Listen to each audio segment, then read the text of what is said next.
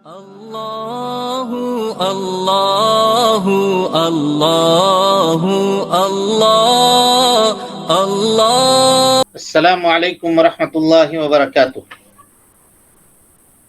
وعلیکم السلام. ان الحمد للہ نحمده ونستعینه ونستغفره ونعوذ باللہ من شرور انفسنا ومن سیئات اعمالنا. من يهده الله فلا مضل له ومن يضلل فلا هادي له واشهد ان لا اله الا الله وحده لا شريك له واشهد ان محمدا عبده ورسوله. اما بعد فان خير الحديث كتاب الله وخير الهدي هدي محمد صلى الله عليه وسلم وشر الأمور محدثاتها وكل محدثة بدعة وكل بدعة ضلالة وكل ضلالة في النار. محترم حاضرین، سامعین و سامعات، ناظرین و ناظرات، کتاب التوحید کے آج کے اس درس میں آپ تمام حضرات کا خیر مقدم ہے. اللہ رب العالمین ہمارے اور آپ کے مل بیٹھنے کو قبول فرمائے. علم دین، علم نافع سیکھنے، اس کے مطابق عمل کرنے، اس کی دعوت عام کرنے اور اس راستے میں آنے والی مصیبتوں کے اوپر اللہ رب العالمین ہمیں اور آپ کو صبر کی توفیق نصیب فرمائے. قبل اس کے کہ ہم اپنے درس کا آغاز کریں، ایک ضروری بات آپ کو بتا دینا ضروری سمجھتے ہیں. وہ یہ کہ چونکہ اب اس کلاس کے لنک کو اوپن کر دیا گیا ہے، مختلف گروپوں کے اندر شیئر کیا جا رہا ہے، لہذا جو نئے لوگ اس میں جڑ رہے ہیں وہ گروپ کے قوانین سے یا کلاس کے قوانین سے واقف نہیں ہیں. تو آپ کو لنک میں جوائن ہونے سے پہلے اپنے آڈیو اور اپنے ویڈیو کو بند کر دینا ہے. ویڈیو کبھی بھی آن نہیں ہوگا، اور آڈیو کی جب ضرورت ہوگی، سوال ہم پوچھیں یا آپ کو کوئی سوال پوچھنا ہو تو آڈیو آپ آن کر کے درس کے آخر میں آپ پوچھ سکتے ہیں. ورنہ کسی بھی حالت میں، چاہے کوئی بھی ہو، جینٹس کے طرف سے ہو یا لیڈیز کے طرف سے ہو، مرد کے طرف سے ہو یا خواتین کے طرف سے ہو، کوئی بھی اپنا ویڈیو آن نہیں کرے گا، کبھی بھی نہیں. چلیں بسم اللہ.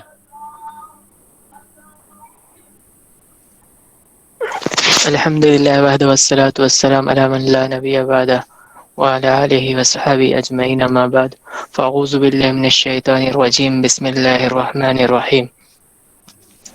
مسائل. جی، ایک، شرک سے ڈرنا چاہیے. یہ اللہ رب العالمین کے نیک بندوں کے، موحدین کے صفات میں سے ایک صفت ہے کہ موحدین شرک سے خوف کھاتے ہیں، شرک سے ڈرنے والے ہوتے ہیں. چلیے. دو، ریاکاری بھی شرک کی ایک قسم ہے. ہاں، اس لیے کہ اللہ کے نبی صلی اللہ علیہ وسلم نے فرمایا اخوف ما اخاف علیکم من الشرک الاصغر، تمہارے اوپر میں شرک اصغر کا سب سے زیادہ خوف کھاتا ہوں. صحابہ نے پوچھا اللہ کے رسول شرک اصغر کیا ہے؟ تو آپ نے کہا ریا. تو پتہ یہ چلا کہ ریاکاری جو ہے، دکھلاوے کے لیے عمل کرنا، یہ شرک ہے، شرک ہے. چلیے. تین، ریاکاری شرک اصغر. ریاکاری شرک اصغر ہے. شرک اصغر ہم لوگوں نے سنا، جیسا کہ حدیث میں بیان کیا گیا کہ ریاکاری شرک اصغر ہے، لیکن علماء اس کی تفصیل بیان کرتے ہیں. وہ تفصیل ہم آپ کو بتا چکے ہیں، لیکن یاد دہانی کے طور پر ایک مرتبہ اور سن لیجئے. علماء کہتے ہیں کہ منافق آدمی کی جو ریاکاری ہے وہ شرک اصغر نہیں بلکہ شرک اکبر ہے نا. منافق کی ریاکاری شرک اکبر ہے، اس لیے کہ وہ اللہ رب العالمین کی عبادت ریاکاری کے علاوہ کسی اور چیز کے لیے نہیں کرتا، کبھی وہ اخلاص کے لیے عبادت نہیں کرتا. اس لیے علماء نے یہ کہا کہ جس کی عبادت میں ریاکاری کا جذبہ غالب ہو، پھر ریاکاری وہاں شرک اصغر نہیں رہتی ہے. بھائی شرک اصغر وہ ریا ہے جو تھوڑی بہت ہو، عبادتوں کے درمیان میں کبھی کبھار آ جائے، لیکن جو آدمی ہر کام ریاکاری کے لیے کرے، نماز ریاکاری کے لیے پڑھ رہا ہے، روزہ ریاکاری کے لیے رکھ رہا ہے، حج ریاکاری کے لیے کر رہا ہے، صدقہ و خیرات ریاکاری کے لیے کر رہا ہے، تو پھر وہ شرک اصغر رہے گا یا اکبر ہو جائے گا؟ اکبر جی۔ اکبر۔ اس لیے کہ جس کے عمل کے اوپر ریاکاری کا مادہ غالب آ گیا وہ آدمی پھر مومن نہیں رہتا، وہ منافق ہو جاتا ہے، کیونکہ موحد اور مومن کی شان یہ ہے کہ وہ اپنی عبادتوں کو اللہ رب العالمین کی رضامندی کے لیے ادا کرتا ہے۔ لہذا جس کی عبادت میں ریاکاری کا جذبہ غالب ہو جائے، اخلاص کا جذبہ کم ہو جائے، تو پھر اس آدمی کو ڈرنا چاہیے کہ وہ ریاکاری، اس کی ریاکاری شرک اصغر سے نکل کر اب شرک اکبر کے حدود میں داخل ہو چکی ہے۔ جی 4 نیک لوگوں پر باقی گناہوں کی نسبت ریاکاری کا زیادہ خطرہ ہے۔ بالکل، اللہ کے نبی صلی اللہ علیہ وسلم نے کہا اخوف ما اخاف علیکم الشرک الاصغر هو الریا، پوچھا کہ شرک اصغر کیا ہے؟ آپ نے کہا کہ ریا ہے۔ اور یہ آپ نے کب کہا؟ صحابہ کرام کی موجودگی میں کہا۔ اس امت میں انبیاء کرام علیہم السلام سے کے بعد سب سے زیادہ متقی اور پرہیزگار کون لوگ ہیں؟ صحابہ کرام رضوان اللہ علیہم اجمعین۔ اور ان کو خطاب کر کے اللہ کے نبی صلی اللہ علیہ وسلم کہہ رہے ہیں کہ اخوف ما اخاف علیکم الشرک الاصغر، سب سے زیادہ میں شرک اصغر سے خوف کھاتا ہوں تمہارے اوپر، ہے نا؟ تو پتہ یہ چلا کہ جو متقی اور پرہیزگار لوگ ہیں ان کے اوپر ریاکاری کا زیادہ خوف ہے۔ اور اسی طریقے سے اس لیے کہ ریاکاری جو ہے نا یہ خفیہ طور پر دل کے اندر داخل ہو جاتی ہے، جیسا کہ نبی صلی اللہ علیہ وسلم کی حدیث میں ہم لوگ پڑھ چکے ہیں کہ یہ دبیب نمل، چوٹی کے چلنے کی طرح سے، چوٹی کے قدموں کی آہٹ جس طرح سے انسان کو نہیں سمجھ میں آتا ہے، ویسی اس سے بھی پوشیدگی کے طور پر یہ ریاکاری انسان کے دل میں داخل ہوتی ہے۔ اور ایک سبب یہ ہے کہ ریاکاری انسان کے شہوت کے مطابق ہوتی ہے۔ آدمی، اللہ تعالیٰ نے آدمی کے اندر یہ مادہ رکھا ہے، سبحان اللہ، کہ آدمی یہ چاہتا ہے کہ اس کی تعریف ہو، ہے نا، اس کی تعریف کیا جائے۔ اسی لیے جب ریا اس کے اندر داخل ہوتا ہے تو اس کے خواہشات نفسانی کو وہ چیز اور موٹیویٹ کرتا ہے، اور اس کو وہ چیزیں اچھی لگنے لگتی ہیں، اور دھیرے دھیرے پھر وہ ریاکاری میں ڈوبتا چلا جاتا ہے۔ اسی کے بارے میں ابن قیم رحمۃ اللہ علیہ کا وہ قول ہم نے پیش کیا تھا کہ الریا بحر لا ساحل لہ، یہ ایک ایسا سمندر ہے جس کا کوئی ساحل نہیں ہے۔ ہاں 5 جنت اور جہنم انسان کے قریب ہیں۔ جنت اور جہنم انسان کے قریب ہیں۔ کیسے قریب ہیں؟ قریب ایسے ہیں کہ اللہ کے نبی صلی اللہ علیہ وسلم نے فرمایا من مات وهو يدعو لله ندا دخل النار، یعنی اللہ کے نبی صلی اللہ علیہ وسلم نے اس کے اور جہنم کے درمیان صرف موت کو فاصلہ بتایا، یعنی مرے گا اور جنت میں داخل ہوگا۔ اور انسان کا موت قریب ہے، کون کس وقت مر جائے، کل ما ہوا آت فہو قریب، موت اگر آنے والا ہے تو وہ سمجھیے کہ قریب ہے۔ ایک سیکنڈ ذرا،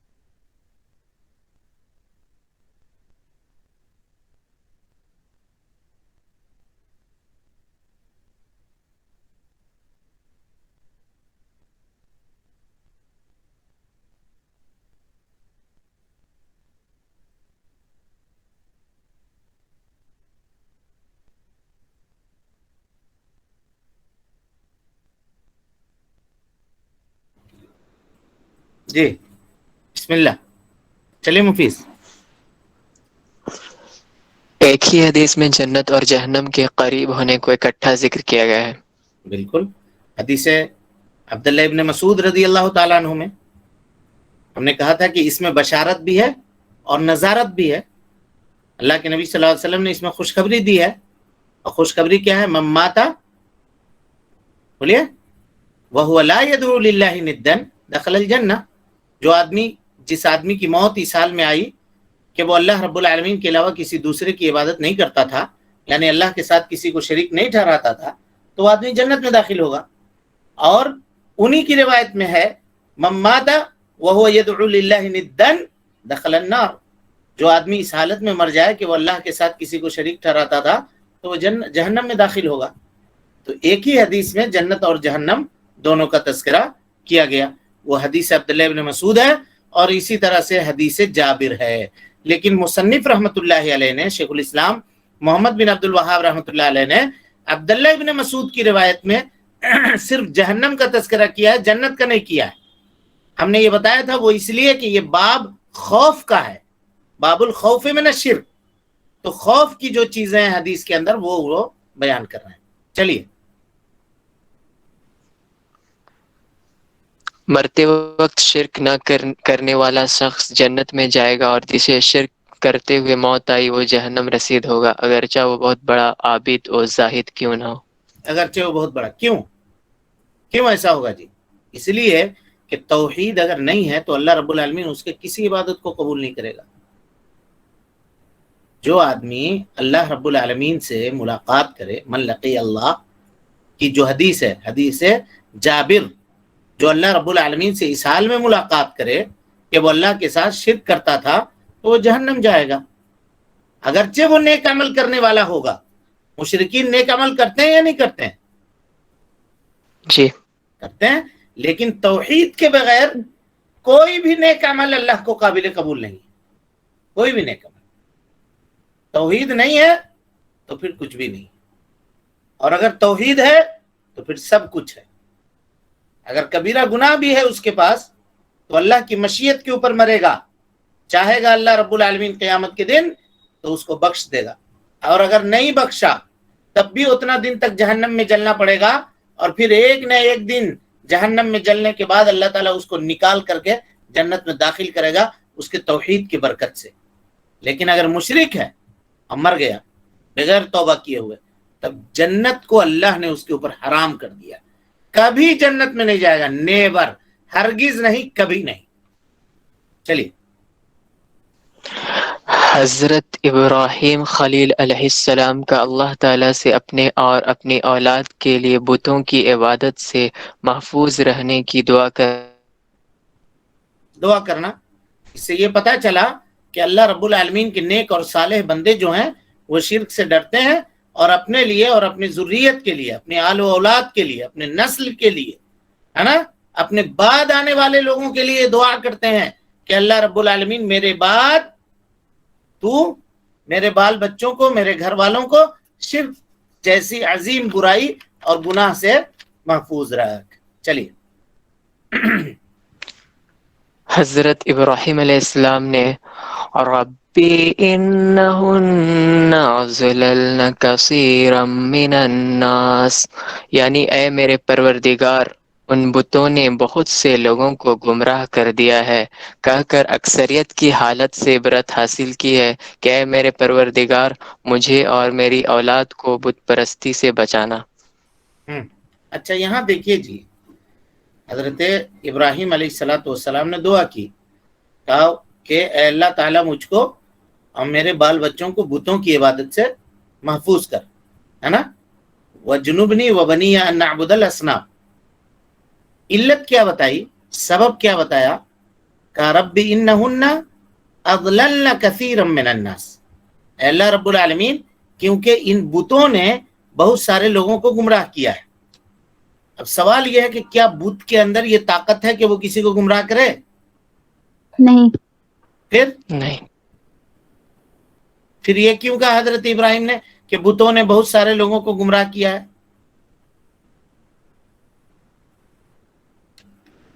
مطلب یہ ہوا کہ ان بتوں کی وجہ سے بہت سارے لوگ گمراہ ہوئے، اور گمراہی کا راستہ دکھانے والا، بھٹکانے والا شیطان ہے.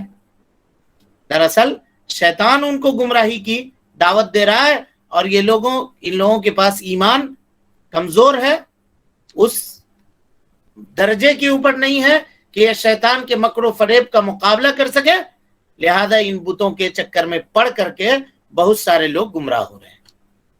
اور یہاں کہا رب انہن اضللن کثیرا من الناس، اے اللہ رب العالمین، اللہ ان بتوں نے بہت سارے لوگوں کے گمراہ کیا، یعنی ان بتوں کی وجہ سے بہت سارے لوگ گمراہ ہوئے۔ تو یہ اکثریت کا پتہ چلا، وما اکثر الناس ولو حرصت بمؤمنین، اللہ رب العالمین نے دوسری اکثر لوگ، اے اللہ کے نبی صلی اللہ علیہ وسلم، اگرچہ آپ بہت کوشش چاہت آپ کی ہو کہ وہ لوگ ایمان لے آئیں، لیکن اکثر لوگ ایسے ہوں گے جو ایمان لانے والے نہیں ہوں گے۔ سمجھ میں آئی بات؟ تو اس سے استدلال کرتے ہوئے مصنف رحمۃ اللہ علیہ نے دلیل پکڑی اور یہ کہا کہ ان بتوں کی وجہ سے اکثر لوگ، بہت سارے لوگ گمراہ ہو گئے۔ چلیے، امام بخاری رحمہ اللہ تعالیٰ کے بیان کے مطابق ان آیات و حدیث میں کلمہ لا الہ الا اللہ کی تفسیر ہے۔ اس میں امام بخاری رحمۃ اللہ علیہ کا کیا قول ہے اس مسئلے میں اس کو نہیں دیکھ سکا جی، کتاب کی طرف میں نہیں لوٹ سکا۔ چلیے، اس باب میں شرک سے محفوظ رہنے والوں کی فضیلت بھی ثابت ہوتی ہے۔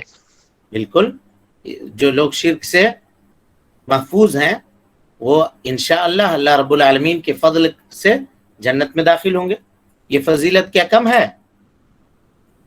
بولیے۔ نہیں، اہل توحید کے لیے بہت بڑی فضیلت ہے، جو اس باب میں پتا چلا، من لقی اللہ وہو لا یشرک باللہ وہو لا یدعو للہ ندا، اللہ کے ساتھ کسی کو شریک نہیں ٹھہرا رہا ہو اور اس حال میں اس کی موت آ گئی، دخل الجنہ، جنت میں داخل ہوگا۔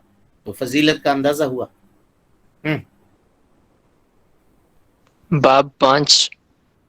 دیکھیے، ان مسائل کو ہم تیزی سے لے کر اس وجہ سے گزرتے ہیں کیونکہ ہم باب کے اندر ہی اس کی تشریح پوری کر چکے ہوتے ہیں، پوری تشریح جی، کر چکے ہوتے ہیں، بس اشارہ کرنا باقی ہوتا ہے۔ چلیے، لا الہ الا اللہ۔ ہاں بولیے۔ وجنبنی وبنی ان نعبد الاصنام، یہ آیت ہم اپنی دعاؤں میں تو شامل کر سکتے ہیں؟ بالکل کر سکتے ہیں، بالکل کر سکتے جی جی۔ لا الہ الا اللہ کی گواہی کے لیے لوگوں کو دعوت دینا۔ یہ چیپٹر ہے، اور جیسا کہ ہم آپ کو بتا چکے ہیں کہ ابھی بھی ہم لوگ توحید کے تعلق سے جو اہم باتیں ہیں، اس کی جو ابتدائی باتیں ہیں اسی میں ہیں۔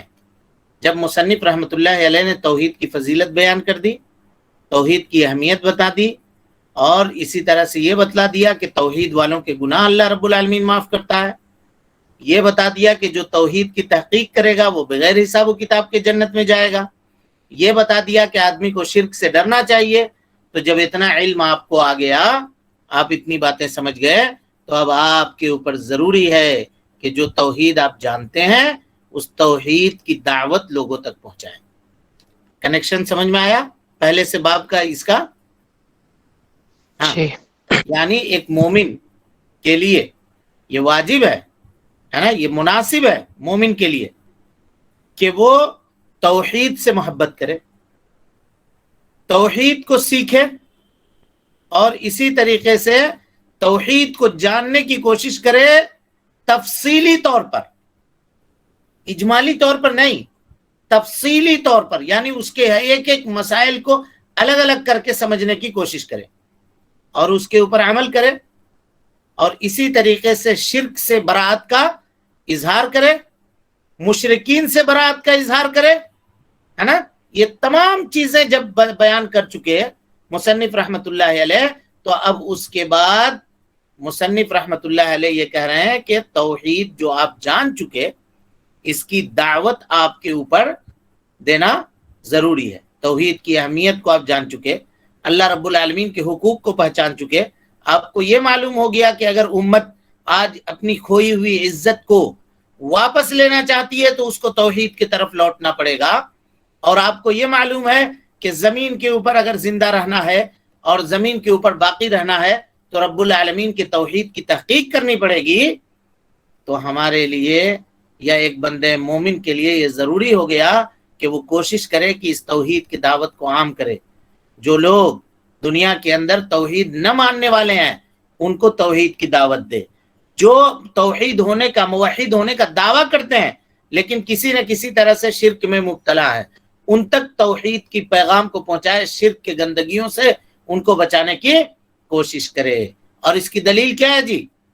والعصر ان الانسان لفی خسر، اصول ثلاثہ میں پڑھ چکے ہیں، الا الذین آمنوا وعملوا الصالحات وتواصوا بالحق وتواصوا بالصبر۔ یعنی اب تک شیخ رحمت اللہ علیہ ہم لوگوں کو کیا کر رہے ہیں؟ توحید کے مقدمات اور توحید کے تعلق سے ہمارے اور آپ کے لیے وہ ضروری چیزیں جن کا جاننا واجب ہے وہ بیان کر رہے ہیں، وہ بتا رہے ہیں، توحید کی دعوت۔ اب یہاں ایک بات آپ ذرا نوٹ کیجئے گا جی، ہے نا؟ سارے لوگ سن رہے ہیں؟ سب لوگ جی جتنی باتیں ابھی تک ہم لوگوں نے سنی ہیں آپ نے کسی کو پہنچانے کی کوشش کی ہے؟ جی جی اور کوئی؟ الحمدللہ۔ افسوس کی بات یہ ہے، افسوس کی بات یہ ہے، مطلب ہم سب کے لیے کہہ رہے ہیں کہ یہ درس ریکارڈڈ ہے، باوجود اس کے اس کو اپلوڈ کیے ہوئے 36 گھنٹہ 37 گھنٹہ گزر جاتا ہے، اس کو دیکھنے والے صرف 7 8 9 لوگ ہوتے ہیں، جبکہ جتنے پارٹیسپینٹ یہاں موجود ہیں 60 61، اگر یہی لوگ دوبارہ اس کو سنیں ایک مرتبہ تو 60 آدمی تو ایسے ہی دیکھ لے گا۔ تو آپ اگر یہ سمجھتے ہیں کہ توحید کی یہ چیزوں کو صرف یہ آدھا گھنٹہ بیٹھ کر کے ہم سیکھ لیں گے اور بہت قابل ہو جائیں گے، تو یہ آپ کی خام خیالی ہے، ایک دم دو ٹوک بات، کلیئر کٹ۔ ہم نے شروع میں آپ کو بتایا تھا یہ وہ کتاب ہے جس کو ہم لوگوں نے مدینہ منورہ میں ایک دن میں اس کی 4 گھنٹی ہوتی تھی اور 4 سال تک پڑھی ہے یہ کتاب۔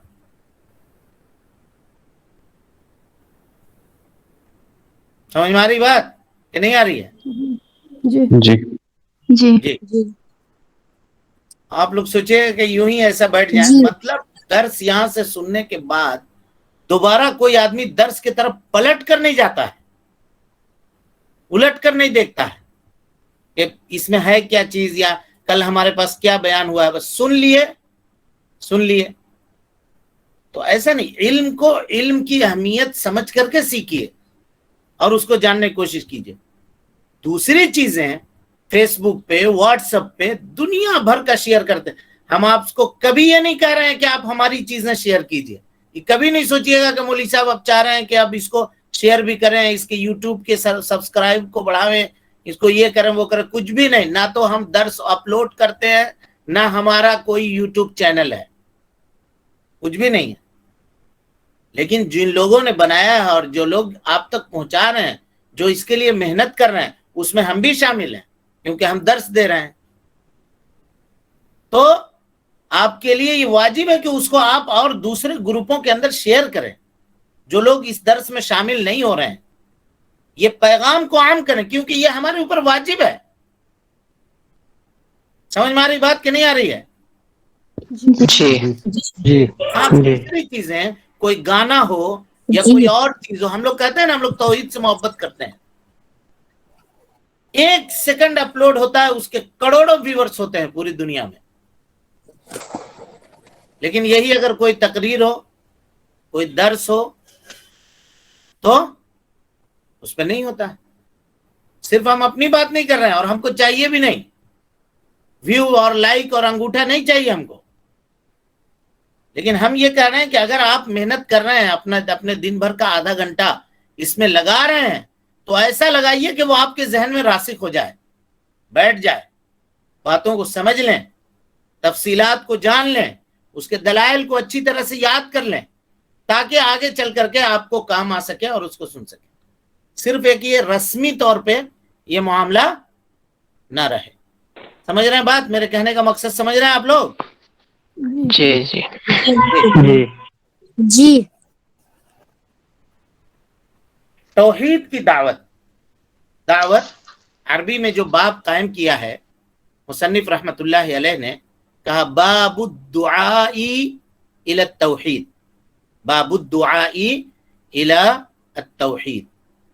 دعا لغت میں کہتے ہیں کہ آپ کسی کو اپنے جانب مائل کیجئے، اپنے جانب اس کی توجہ کو اپنے جانب کھینچیے، اٹریکٹ کیجئے اس کو اپنی طرف۔ کیسے؟ بالصوتی، چاہے تو آواز کے ذریعے سے یا کلام کے ذریعے سے، گفتگو کے ذریعے سے اپنے جانب مائل کیجئے، ہے نا؟ یہ اصل ہے دعا کی لغت عرب کے اندر، یعنی عربی زبان کے اندر دعا کا لغوی معنی یہ ہے۔ اور یہاں دعا سے مراد دعویٰ ہے، دعویٰ ہے نا، دعویٰ مطلب یہ ہے کہ آپ لوگوں کو، ان کی توجہ کو مبذول کیجئے اس کلام کے جانب جو آپ جانتے ہیں اور جو آپ ان تک پہنچانا چاہتے ہیں، تاکہ آپ کا جو مقصد ہے وہ مقصد پورا ہو سکے، وہ مقصد پورا ہو سکے۔ مصنف رحمت اللہ علیہ کہتے ہیں باب الدعاء الی شہادت اللہ الہ الا اللہ، لا الہ الا اللہ کی طرف لوگوں کو دعوت دینا۔ تمام کلموں میں سے دنیا میں سب سے عظیم کلمہ، سب سے عظیم خزانہ روئے زمین کے اوپر جو پایا جاتا ہے وہ کیا ہے جی؟ لا الہ الا اللہ، لا الہ الا اللہ۔ جو اس کلمے کا حقیقی مالک ہو گیا، یعنی حقیقی طور پر اس کلمے کے اوپر عمل کرنے والا ہو گیا، تو جان لیجئے پوری دنیا میں اس سے بڑا خوش نصیب آدمی اور اس سے بڑا دولت مند آدمی اور کوئی نہیں ہے۔ کیونکہ قیامت کے دن بندے کے حسنات میں اور اس کی نیکیوں میں سب سے زیادہ جو چیز بھاری ہونے والی ہوگی وہ یہی دعا ہے، لا الہ الا اللہ۔ اور جس نے اس کو ضائع کر دیا، برباد کر دیا، اس کو پڑھ کر کے بھی اس کے تقاضے کو پورا نہ کیا، اس کی اہمیت کو نہ سمجھا، اس کو جاننے کے باوجود بھی اس کے تقاضوں کے اوپر عمل نہ کیا، تو جان لیجئے پوری دنیا میں اس سے بڑا مسکین اور اس سے بڑا محتاج اور فقیر کوئی نہیں ہے۔ کیونکہ اصل معاملہ آخرت سے ہے۔ اور آپ دنیا میں ایسے بہت سارے لوگوں کو پائیں گے جو مسلمان ہونے کا دعویٰ کرتے ہیں، اپنے آپ کو اسلام کی طرف منسوب کرتے ہیں، لیکن وہ لوگ شرک کے اندر مبتلا ہیں، کبھی کبھی جانتے ہوئے بھی اور کبھی کبھی انجانے میں بھی۔ مسلمانوں کی ایک بڑی تعداد آپ کو ایسی ملے گی جو غیر اللہ کے لیے سجدے کرتی ہے، جو قبروں پہ جا کر کے ذبح کرتی ہے، جو اللہ کے علاوہ دوسروں کو پکارتی ہے۔ کبھی کبھی آپ کو کچھ لوگ ایسے بھی ملیں گے جو غیر اللہ، قبروں کو چھوڑیے، زندہ لوگوں کے قدموں میں بھی سجدہ کرتے ہیں، زندہ لوگوں کے قدموں میں بھی سجدہ کرتے ہیں۔ ہماری اور آپ کی ذمہ داری توحید جاننے کے بعد یہ ہے کہ یہ دعوت سب سے عظیم چیز کی دعوت، کیونکہ اللہ تعالیٰ فرماتا ہے وَمَنْ أَحْسَنُ قَوْلًا مِمَّنْ دَعَا إِلَى اللَّهِ، اس سے بہتر بات اور کس کی ہو سکتی ہے؟ جو لا الہ الا اللہ کی دعوت یا اللہ رب العالمین کی طرف بلانے والا ہو۔ ہاں جی، آج ہم لوگ دیکھتے ہیں نا، فلاں وہ گانا گایا، فلاں اس میں ایکٹنگ کیا، فلاں اس میں یہ کیا، اس کو اتنی دولت ملی، اس کو اتنا مال ملا، اس کو اتنا لوگ دنیا میں جانتا ہے، اس کے اتنے فینس ہیں، اس کی دنیا کے اندر اتنی واہ واہی ہوئی۔ یہ ساری چیزیں اللہ کی اس قول میں داخل ہے، وَمَنْ أَحْسَنُ قَوْلًا، یعنی لا احد احسن من، اس سے بہتر کوئی ہو ہی نہیں سکتا ہے، ممن دعا الی اللہ، جو لوگوں کو اللہ رب العالمین کی طرف بلاتا ہو۔ لوگوں کو اللہ رب العالمین کی طرف بلاتا ہو، لا الہ الا اللہ کی دعوت دیتا ہو. باب الدعاء الی شہادت اللہ الہ الا اللہ. اب اس کے اندر جو استدلالات ہیں، جو آیات ہیں، جو احادیث ہیں، انشاءاللہ وہ ایک علم کا بہت بڑا ذخیرہ ہے، اور اسی سے ہم لوگ دعوت دینے کے طریقے کو، موجودہ زمانے میں جو دعوت کے طریقے چند لوگوں نے رائج کر رکھے ہیں، ان کا طریقہ صحیح ہے یا غلط ہے، اور شریعت اسلام کے اندر جناب محمد رسول اللہ صلی اللہ علیہ وسلم اور صحابہ کرام رضوان اللہ علیہ مجمعین کا دعوت دینے کا کیا طریقہ تھا، سلف صالحین رضوان اللہ علیہ مجمعین نے لوگوں کو دین اسلام کی طرف بلانے کے لیے کون سا طریقہ اور کون سا منہج اختیار کیا تھا، یہ ساری چیزوں کی تفصیلات انشاءاللہ العزیز اس باب کے اندر حتی الامکان ہم کو بیان کرنے کی کوشش کریں گے. انشاءاللہ کل سے اس باب کی شروعات ہوگی. اللہ رب العالمین سے دعا ہے کہ اللہ تعالی ہمیں اور آپ کو حسن عمل کی توفیق دے، ہماری نیکیوں کو قبول کرے، سیئات سے درگزر کرے. اللہ رب العالمین علم توحید سیکھنے، اس کے اوپر عمل کرنے، اس کی دعوت عام کرنے، اور اس راستے میں آنے والی مصیبتوں کے اوپر اللہ رب العالمین ہمیں اور آپ کو صبر کی توفیق نصیب فرمائے. اللہ تعالی جب تک زندہ رکھے دین اسلام پہ زندہ رکھے، اور جب اٹھائے ایمان پہ اٹھائے. اقول قولی ھذا واستغفر اللہ لی ولکم ولسائر المسلمین من کل ذنب وخطیئۃ فاستغفروہ انہ کان للأوابین غفورا. والسلام علیکم ورحمۃ اللہ وبرکاتہ.